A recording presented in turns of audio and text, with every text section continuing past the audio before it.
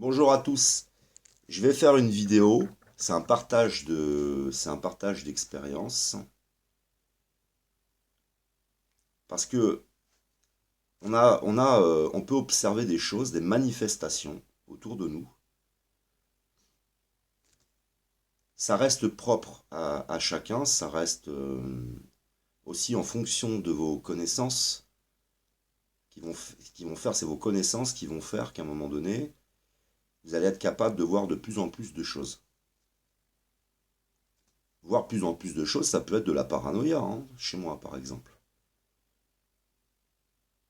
Mais il y a des choses qui viennent, quoi qu'il en soit, de la matrice et des choses qui viennent des élites. Quand par exemple on organise des manifestations à des dates précises, à une heure précise, par exemple Macron, si je dis pas de bêtises, c'est un 11 à 11 heures devant le 101, devant l'Arc du Triomphe, donc c'est le passage d'un monde à l'autre qui nous dit qu'il veut nous amener dans le nouveau monde, qu'il va mettre en fait Orient et Occident assis face à cette porte, l'un d'un côté, l'un de l'autre, puisque c'est le but, par exemple, de la franc-maçonnerie de réunir Orient et Occident. On a vu les cloches, Ding Dong, c'est Yin Yang, etc. Tout ça, vous l'avez sur décodage et perspective. Ça veut dire que eux mettent en place des choses. Eux mettent en place des choses dans l'actualité. C'est-à-dire que ils vont utiliser, par exemple, très souvent des femmes rousses. Mais il y a des fois c'est eux et il y a des fois c'est le hasard. C'est-à-dire que ils essayent, ce sont des initiés. Ça fait des années que je vous dis qu'on doit aller vers un éveil de la conscience. Là, on est dans la période de montée en puissance de cet éveil jusqu'à juillet 2019. Ensuite, c'est stabilisé pour XX années. Ça va être stabilisé. Donc, s'il y a une montée en puissance de l'éveil de la conscience, ça augmente aussi chez vous cette capacité à détecter les choses. Il y a des choses qui viennent des élites, qui sont organisées à des dates précises. C'est-à-dire qu'ils utilisent en fin de compte un calendrier spécial. Ils essayent de suivre en fin de compte une forme de rituel pour accompagner ce mouvement. Accompagner par exemple des mouvements, c'est accompagner l'astronomie. Parce que ça, si vous voulez, ça augmente vos capacités, ça augmente les effets.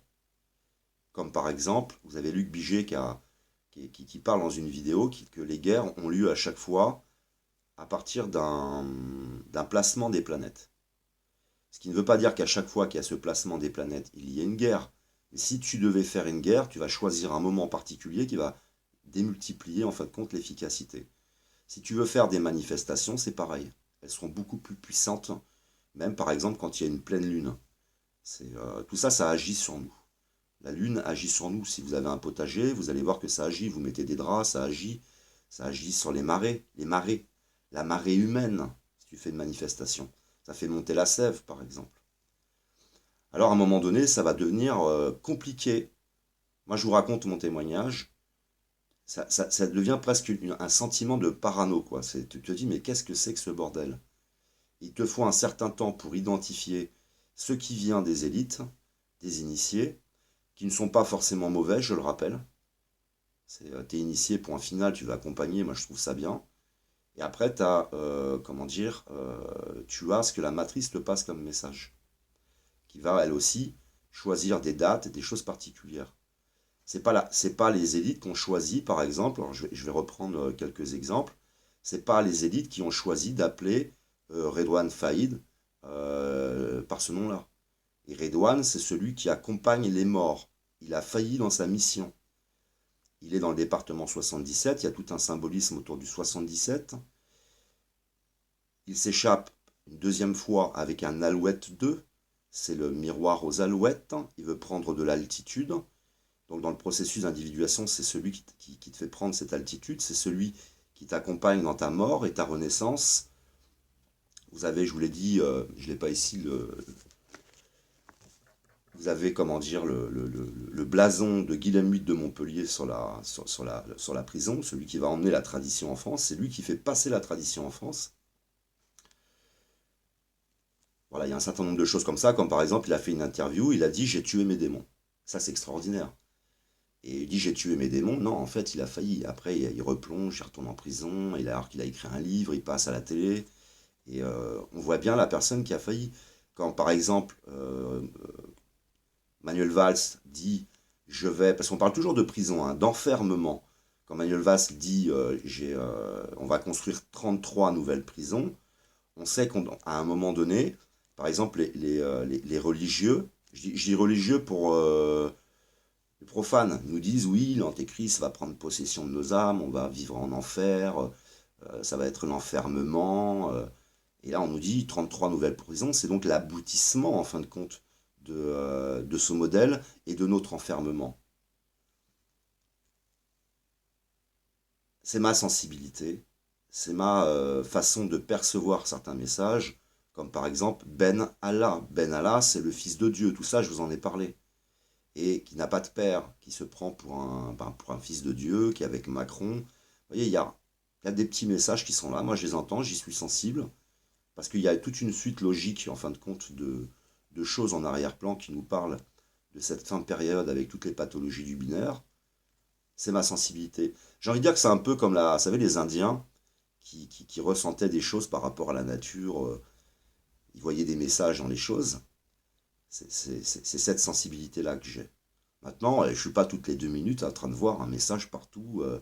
Voilà, parce qu'il y a parfois, il y a une phase où tu es un peu psycho, tu sais pas quoi en faire parce que tu n'as pas encore assez d'éléments cohérents, tu n'as pas rassemblé assez du puzzle, ça peut devenir délirant.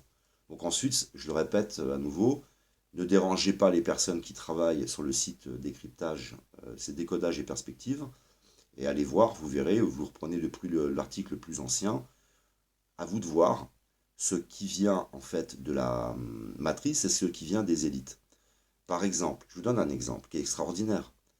Le 101 est, comment dire, les deux colonnes dans la franc-maçonnerie, c'est le passage entre deux mondes, c'est de passer de l'ombre à la lumière. Et vous avez monsieur Emmanuel Macron qui organise cette cérémonie. À un moment donné, il passe devant une vieille dame âgée qui lui dit ah, monsieur Macron, je suis heureux de vous découvrir, je vous mettrai le lien. Euh, je vais avoir 101 ans demain. c'est extraordinaire. Eux accompagnent le mouvement. Donc quand tu accompagnes le mouvement, ils peuvent passer des choses extraordinaires qui peuvent rester des coïncidences. Mais c'est toujours une succession comme ça, à un moment donné, de un petit peu trop de coïncidences. Et alors au début, quand tu découvres ça, si tu vas sur décodage et perspective, sans les déranger, ou alors c'est parce que tu apportes quelque chose qui est très très très aligné sur leur travail, tu vas t'apercevoir qu'il y a qu'est-ce qui vient des élites, qu'est-ce qui vient en fin de compte de la matrice. Parce que quand c'est en rapport, par exemple, il y a des rapports avec des heures, des dates, des nombres de passagers quand il y a des accidents, il y a des choses extraordinaires. Et comme si on poussait derrière à vouloir nous passer un message. Alors tu pourrais dire oui, c'est un sacrifice des élites qui ont choisi une heure et machin, etc. On est dans une matrice où réellement on est au milieu, on baigne dans les chiffres, hein. Il y a une réelle matrice comme dans un ordinateur ici. Il y a des numéros, tout est numéroté. C'est comme un programme informatique. Et la matrice, c'est réellement comme un mouvement, une horloge extraordinaire. Et pour moi, ça nous passe des messages. Donc je fais cette vidéo parce que, par exemple, les gilets jaunes, je vous disais que, vous voyez ça, la personne qui est qui peut être un peu paranoïaque ou angoissée, va systématiquement tout remettre aux élites. Ah, c'est les élites, ça c'est les élites. Les gilets jaunes, c'est les élites. Vous voyez, jusqu'à avoir été prendre la carte The Hermit et la positionner du côté des élites. Tout de suite. C'est à vous de positionner. Est-ce que c'est les élites ou est-ce que c'est la matrice? Parce qu'il y a les deux. Il y a deux mondes il y a deux mondes en fait en concurrence, hein. Emmanuel Macron, c'est celui qui doit nous emmener dans le nouveau monde, et la matrice doit nous emmener quelqu'un qui doit nous emmener dans le nouveau monde. Eux ont leurs anges, eux ont leurs prières. Leur prière, c'est une minute de silence. Vous voyez, si vous reprenez, ils copient tout, absolument tout, de la matrice. Il s'agit de faire une matrice artificielle. Alors, tu auras des messages d'un côté et des messages de l'autre. Puisqu'après, il s'agit de vivre le processus d'individuation, où là, on ne se connecte plus à une matrice artificielle, c'est-à-dire à un modèle de société. On va se connecter à la matrice directement, qui harmonise absolument tout. Et c'est l'intuitif. C'est le retour de la sagesse naturelle. Les anciens qui ont de la sagesse, c'est eux qui prendront le plus de responsabilités. C'est le retour aussi même de rituels. C'est le passage à l'âge adulte. Ensuite, il y aura plus tard, je pense, je ne veux pas dire de bêtises, mais d'après moi, à partir aux équivalents de l'âge de 33 ans, il y aura tout un enseignement spirituel qui là est beaucoup plus scientifique. On sort du dogme, on sort de la croyance, on sort de tout ça, et on nous apprendra tout ça. Et ensuite, il y a les personnes qui pourront vivre leur processus véritablement, beaucoup plus puissamment, et je pense que c'est aux alentours de 33 ans. C'est-à-dire que les enfants, on va pas leur mettre des trucs dès la naissance. Tout va changer. Le baptême, ça sera plus la même chose. Le mariage, c'est deux ternaires ensemble, ça n'a rien à voir avec deux binaires, mais absolument rien à voir. C'est la sexualité qui aujourd'hui, ça commence à 16 ans. Je pense que naturellement, ça commencera beaucoup plus tard. Et deux personnes s'offriront l'une à l'autre. Il n'y aura pas besoin d'avoir 10 000 partenaires. Tout ça va complètement être métamorphosé. Complètement. Moi, je tiens ici aussi à témoigner. Je suis resté plus de 20 ans avec une personne, presque aux alentours de 25, avec des coupures, quand on était jeune surtout, parce qu'on se séparait, on se remettait ensemble, jusqu'à qu'on aille plus loin, mais on a eu notre premier rapport ensemble, et c'est une garantie, hein, ça a scellé très fortement notre relation. Mais aujourd'hui, quand on est binaire, on se rencontre trop tôt, on ne sait même pas qui nous sommes, on n'a pas vécu l'individuation, on ne sait même pas qui on est, t'existes pas, tu n'es pas dans l'être, hein. Qui se rencontre en fin de compte? Alors il y en a un qui commence à s'élever en conscience, ça se sépare, ça se machine, ça se comprend pas, ça se dispute. Il y a le déséquilibre entre l'homme et la femme, et l'harmonie comme elle est dans le ternaire. Tu as deux êtres qui se rencontrent, qui existent, qui sont et qui savent qui ils sont. Et intuitivement, ils savent avec qui ils doivent être. Et c'est plus je vais faire plaisir à ma copine, à mes parents, ou je sais pas quoi, ou c'est parce que il est beau, puis j'ai envie d'être avec quelqu'un de beau, tu pourrais être avec quelqu'un qui n'a rien à voir avec les critères de beauté d'aujourd'hui. Parce que comme je disais, on est complètement bouffé par le système, et ça modifie complètement toutes nos relations. Donc c'est à ça que je m'attends, hein. J'ai essayé en tout cas d'imaginer le monde ternaire à partir de ce que j'en ai compris et ce que j'ai pu lire, ce qui me paraît cohérent, ce qui ne veut pas dire que ce soit une vérité.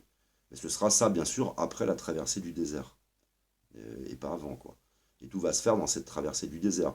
C'est aussi pour ça que j'ai du mal à imaginer 40 jours, parce qu'on dit 40 ans ou 40 jours. Pour moi, il faut une quarantaine, en fin de compte, de 40 ans, ce qui n'est pas très long, hein. Vous vous rendez compte, 40 ans, métamorphoser un monde en 40 ans, c'est extraordinaire. Donc les élites actuelles euh, euh, n'ont pas, sont dans un, pour moi dans un délire que cette société va continuer, pour moi. Voilà. Pas toutes, hein. Il y a plusieurs organisations. Il y en a qui aimeraient même décimer une partie de la population. Il y en a qui veulent continuer ce monde-là. Vous voyez, par exemple, M. Macron, je ne pense pas qu'il veuille, lui, décimer une partie de la population. Lui, il est dans son délire de réussite personnelle, de nouveau monde avec la technologie. Voilà, c'est quelqu'un pour moi d'immature, de délirant, une personnalité narcissique qui est très dérangée. Mais c'est un petit peu comme ça que je vois les choses. Ce qui fait que je vois bien, pour moi, hein, ce qui vient de la matrice. Les Gilets jaunes viennent de la matrice. Je vous parlais d'éveil. Eh ben, je trouve que c'est un message extraordinaire. On n'arrête pas, on n'arrête pas. Là, décodage et perspective ont encore trouvé d'autres symboles autour du gilet jaune. Il y a Apolline qui arrête pas de trouver des trucs extraordinaires. Il y a vraiment un vrai message puissant derrière et qui pour moi vient véritablement de la matrice et absolument pas des élites. Alors j'avais trouvé plein de choses. J'en avais pas parlé parce que à l'époque, ça me paraissait, mais ça me faisait bizarre. Je me disais, il se passe des événements. Il y avait eu par exemple une pierre avec une taille très précise qui est tombée, qui s'est détachée en fait d'une montagne, enfin d'une montagne, d'une falaise ou d'une montagne, dans un lieu très symbolique religieux, qui est tombé sur un scout et il était dans une tente, il est tombé sur son pied. Et vous savez qu'il y a une pierre qui doit venir à un moment donné détruire le système, détruire la statue avec les pieds d'argile. Et le scout n'a rien eu, mais tout était la date, le lieu, la pierre, tout était super symbolique. J'en ai pas parlé parce que ce truc-là, j'en suis pas certain. Mais ça faisait un drôle de message quand même, hein, parce que c'était un lieu très spirituel. cette pierre immense qui tombe sur enfin, sur les pieds du gamin, mais qui va s'en sortir, ça le tue pas. Et alors on s'attend à ça, hein, la pierre qui doit venir faire tomber le système. Et à un moment en plus où le système il tousse, quoi. Il est en train de tousser. Alors tu as des messages comme ça. Des fois, ça peut être complètement une coïncidence. Et par exemple, je ne suis pas affirmatif que c'est la matrice, mais il y a, si vous voulez, comme une harmonie entre nos comportements et la matrice. C'est une harmonie, par exemple. Je ne dis pas que c'est la matrice qui parle, qui pense, qui dit mettez des gilets jaunes. C'est une harmonie, en fin de compte. On s'éveille en conscience, comme on véhicule du symbolisme depuis toujours. C'est ça qui anime notre âme. On a besoin de symboles, on a besoin d'utiliser des symboles. On le fait tous, hein, de différentes manières. Ça peut être des symboles par rapport à votre niveau social. Vous allez utiliser certains symboles. Ça peut être des choses transmises de génération en génération. Ça peut être votre niveau de culture générale qui va faire ça souvent. Mais on véhicule tous des symboles. On est en train d'élever notre conscience et on met du jaune. Non mais attendez, c'est extraordinaire. Alors quand je dis matrice, c'est surtout ce que je repère le plus, c'est plutôt comme un accompagnement, hein. C'est pas quelque chose qui parle forcément. Mais il y a des choses qui sont pour moi révélateurs d'un message qui veut être passé. Redouane a échoué. On va aller en prison, 33. Benalla, fils de Dieu, quoi, c'est extraordinaire avec son comportement. Emmanuel Macron, le monarque, hein, voilà, hein, t'écris son nom à l'envers, c'est un monarque. Donc il fallait un monarque, il fallait un Emmanuel, un couronné. Donc tout ça est extraordinaire. Moi, ça met de la poésie dans ma vie. Ça, je capte ces messages avec un très grand plaisir. Et puis, mais je ne suis pas focalisé là-dessus. Par contre, c'est déconcertant au départ. Voilà, c'est très dur à gérer. Faites gaffe de ne pas tomber dans la paranoïa, à commencer à avoir des messages partout. Faites attention à ça, simplement. Et puis que ça ne devienne pas, parce que, je vous l'ai expliqué, hein, les personnes qui sont contre le mouvement, qui se sont enfoncées par exemple, parce qu'il y a la paranoïa sincère, et il y a la paranoïa des gens qui veulent nous instrumentaliser. Et du coup, les gens qui veulent nous instrumentaliser, je l'ai vu pour la manif, mais c'est valable pour d'autres choses, hein. Dès qu'il y a quelque chose, si tu vas assombrir la chose et nous gâcher le plaisir, ça va être chercher tous les côtés négatifs. Je dis un ou deux côtés positifs, mais je ne donne pas tout ce qu'il y a de positif. Et je m'acharne à donner les côtés négatifs en fait de cette manifestation. Ça te rentre un venin, ça te gâche tout le plaisir. Et c'est de la mauvaise foi. Et à un moment donné, tu vois bien que la personne, à force tu vois bien qu'en fait, à force, soit elle est paranoïaque, soit elle est de mauvaise foi, mais il y a quelque chose, quoi. Je ne dis pas, si vous n'êtes pas d'accord avec moi avec les gilets jaunes, que vous soyez forcément paranoïaque ou de mauvaise foi. Je dis quand ça s'accompagne d'un certain nombre d'éléments, que ce soit dans la sensibilité et capter des messages, tu peux sentir la paranoïa chez la personne, quand ça va vraiment trop loin. J'ai vu par exemple quelqu'un sur internet, waouh, qui nous parlait du type qui était monté au balcon pour aller chercher le gamin. Il analysait chaque machin du type. Regardez, là il a un harnais de sécurité, il a ci, il a ça. Là tu la vois la paranoïa, quoi. Ça délire complètement dans la façon de parler. C'est super anxieux, c'est super. Voilà, il y a eu la personne qui nous disait j'ai étudié la vidéo, si vous la trouvez, je vais pas la chercher, hein.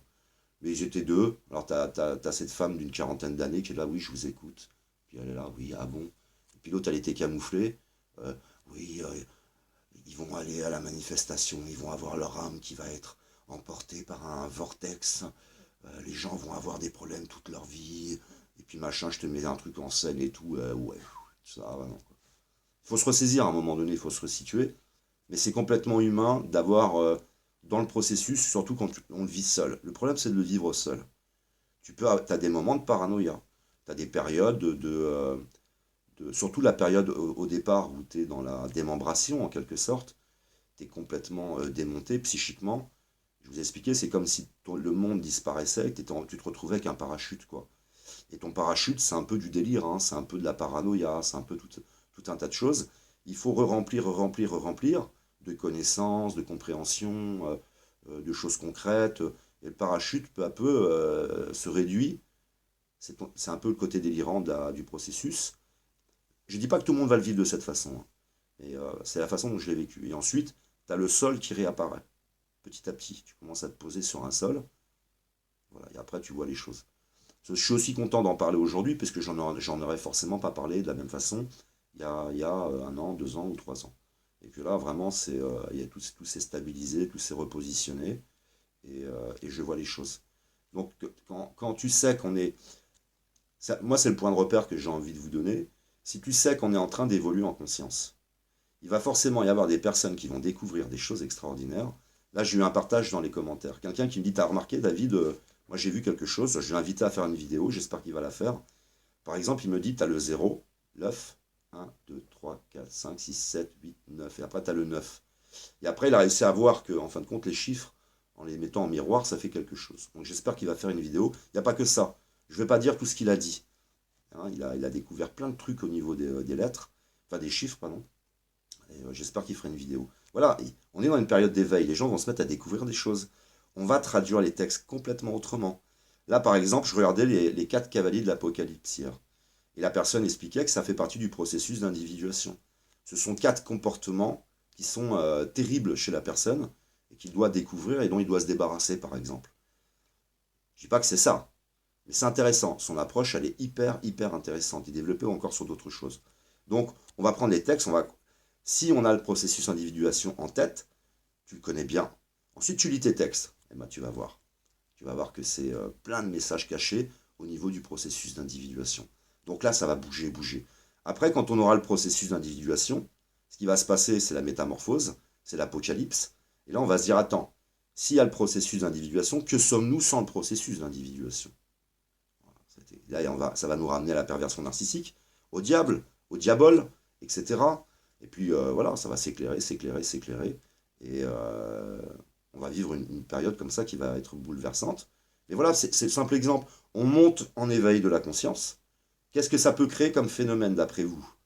Qu'est-ce que ça peut générer comme phénomène? C'est devenir un petit peu euh, presque sociologue, psychologue, sociologue, un peu prophète, parce que du coup, tu peux imaginer des choses, parce qu'il n'y aura pas que du positif dans cet éveil. Il y aura du positif, mais il n'y aura pas que du positif. Donc ah bah, après, tu peux essayer de te projeter. Je ne me suis pas trop amusé à ça. Il faudrait que... Je suis très spontané dans ce que je fais. Ça vient comme ça. Peut-être que j'aurai après une autre période où je vais essayer de me projeter. Mais c'est pas forcément mon envie de lire l'avenir, quoi, d'essayer de dire des choses forcément poussées. Il va se passer ça avec tel pays, il va se passer ça. Moi, j'ai pris les analyses qui existaient déjà, je les retransmets, elles me paraissent cohérentes. Mais quelqu'un qui a le temps et qui a envie, il peut essayer, par exemple, de faire une vidéo en disant, voilà, on est en train de monter en palier en éveil, et ben, qu'est-ce que ça va générer? Comme par exemple, c'est ce que je vous expliquais, c'est simple, hein, ça élimine en fin de compte notre modèle. Il est plus viable. Parce qu'on va se réveiller, on n'y participera plus de la même façon. On va être obligé de recréer un nouveau modèle enfin grâce en tous les cas à ce niveau de conscience. Et ça peut générer des choses positives et aussi des choses négatives. Parce que ça va séparer, comme on disait, le bon grain de l'ivraie complètement naturellement. Du coup, ceux qui vont se faire choper, comment ils vont réagir eux, et fonction de leur place.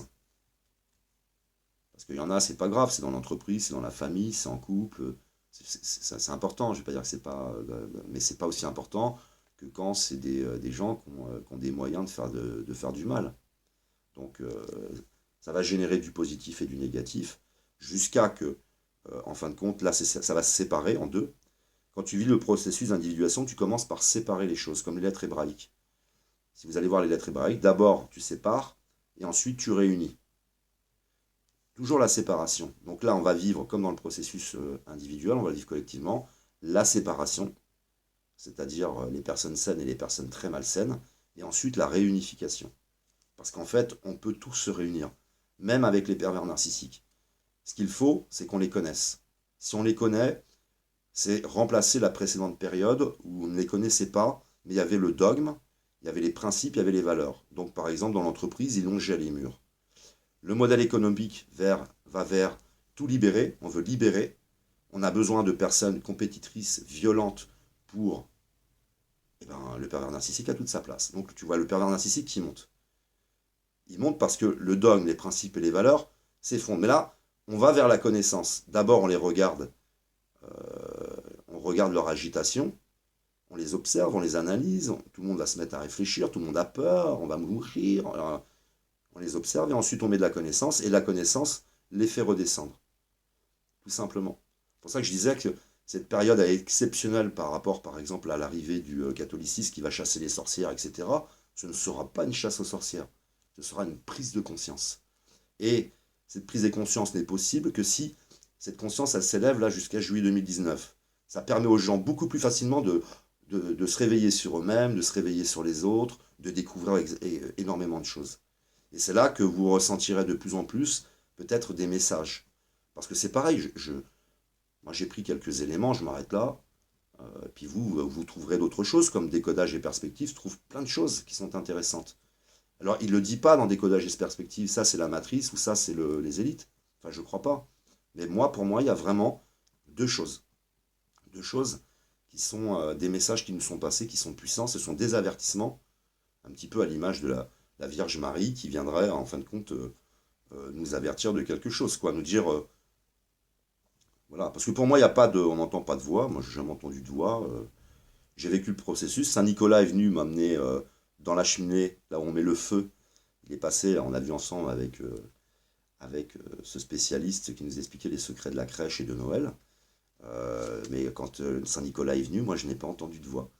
C'est tout un processus particulier.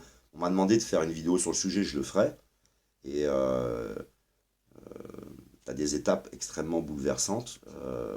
Mais je ne suis pas certain après qu'on ait besoin de le vivre. Je suis peut-être dur avec moi, mais je suis ce qu'il y a de pire pour le vivre. C'est-à-dire que j'étais inculte, très ignorant, j'étais très impulsif, j'arrive de ce qu'il y a de pire, j'étais extrêmement perdu, extrêmement en souffrance, et j'étais pas quelqu'un d'exceptionnel, hein, j'étais complètement perdu, vraiment perdu dans cette société, très loin de moi-même, perverti, c'est donc d'autant plus violent de le vivre. C'est comme une éponge que tu presses. Vous savez, une éponge, tu la presses et tu la vides de son eau comme ça. Tu la vides de son impureté. Tu la vides de ses émotions. Je parle du côté négatif des émotions, hein, de l'impulsivité, etc. C'est une éponge que tu presses. J'ai été pressé comme une éponge. Voilà, je me suis vidé complètement, tu es asséché. Et après, tu prends de l'eau pure et tu remets l'éponge dans de l'eau pure. Et tu la regonfles d'eau pure. Alors je ne vais pas dire, ouais, t'es pur, machin, ça n'a rien à voir. Et vous me comprenez, c'est un peu comme si j'avais baigné dans l'eau croupie. Et après, tu prends l'éponge, tu la serres au maximum et tu la remets dans l'eau. Et là, tu prends de l'eau de source en bouteille et tu la re-remplis. Donc c'est violent. Alors j'en parlerai, je vais voir comment je vais m'organiser.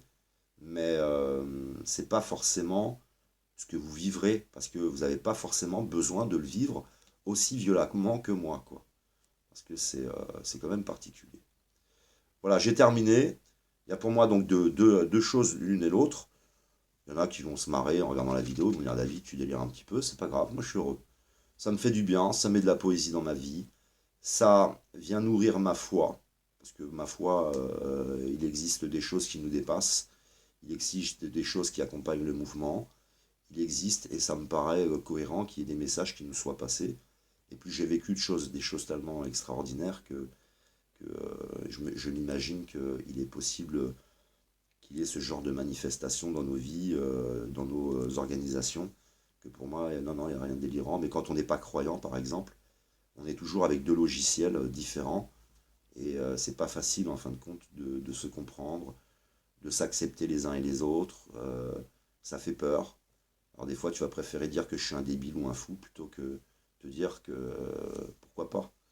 Hein, de toute façon, le binaire, c'est la dualité, hein, souvent. C'est souvent le premier réflexe. Pas tout le monde, hein.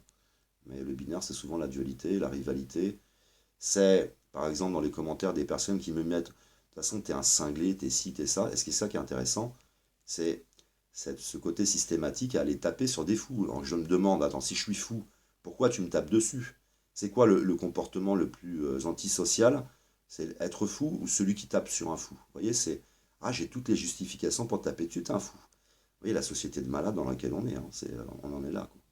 Donc voilà pour les messages qui pourraient venir de la matrice et les messages qui pourraient venir des élites. Chacun pense ce qu'il veut après. Je vous remercie de m'avoir écouté. Je vous aime. Que l'amour, l'art et l'autre soient avec vous.